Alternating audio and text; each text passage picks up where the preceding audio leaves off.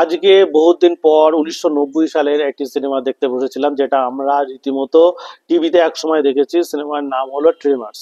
যেহেতু ছোটবেলায় দেখেছিলাম, ওই কারণে কাহিনী প্রায় ভুলে গিয়েছিলাম। তাও হঠাৎ মনে হলো দেখি সিনেমাটা এইচডি ভার্সনে বার হয়েছে এবং হিন্দি ডাবেও বার হয়েছে।